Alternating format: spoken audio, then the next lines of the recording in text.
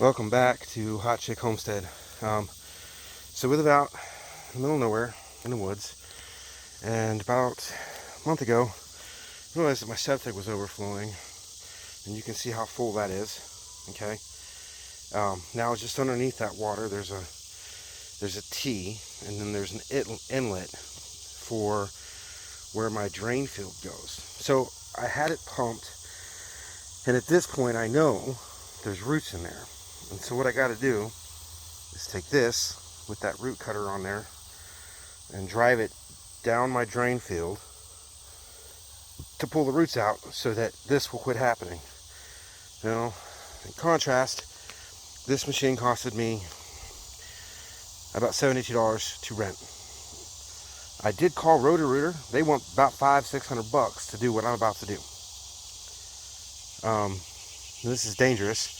Before you do anything with any of this equipment, familiarize yourself with it. So in other words, make sure you know what you're doing. So like on this machine, you can see right here, okay, forward and reverse off. And of course, you'll have a foot pedal here that'll, depending on where you have the switch set, either push that snake up the sewer line or bring it back. So what I'm going to do here is I'm going to get everything ready. So you can see it's got a pretty long cord. Now what I did is I went out and I bought a 100-foot extension cord. That way I can plug it in. This is not gas operated, it's electric. So you're going to need the machine, you're going to need the extension cord, and I suggest a pair of gloves and a strong stomach because septic stink. So what I'm going to do is I'm going to go ahead and plug all this in. I'm going to get that up the pipe, ready to go, and then once I have it in the pipe and it's working, I'll film a little bit of the, you'll see, I'll film a little bit of that working, and then when I get some of those roots out, I'll pull the roots out and film those. This is a job that you can do for roughly $80 and just a little bit of labor. It's not very hard. The hardest part so far has been getting that thing out of the SUV, but I'm sure once I start getting into them roots and trying to get it in there and back it out and whatnot, it's going to get difficult. So you just got to be patient. And so one thing with extension cords is, I wasn't very careful opening this. They are, when they're packaged, you can open them a certain way, they won't get tangled. But because I didn't, it tangled. What I'm going to do is anytime you're working with wire, rope, pick one end and just work that tangle out through the one end. And you just trace it back, okay?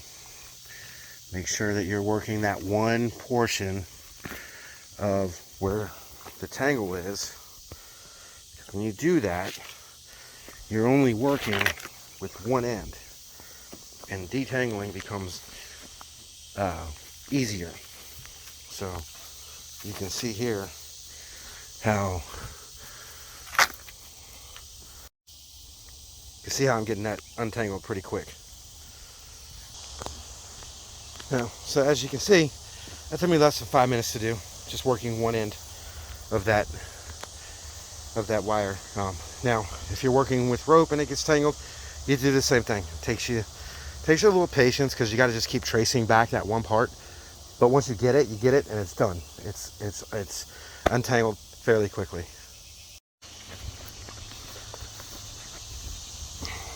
All right, guys. So we're back. I'll show you this. I'm reversing this thing now, and it is working. It's just slow going. Now, I don't know if you can tell from when I started to where I'm at now, that water has dropped. So I'm busting some stuff loose. I don't know what. I guess we'll find out when this snake comes all the way back up. Now there is a concerning part over here. I think I got a little bit of a leak there. I will patch that with some PVC probably next month. Not a big deal. It's not too much water, and where I live it doesn't matter. I'll just bury it, and then Next month I'll get a piece of PVC and patch that up. Alright, so it is going down now. So that's pretty much the end of the video. Just got to get the rest of the snake out of the pipe and I'll be done. Till next time, like and subscribe.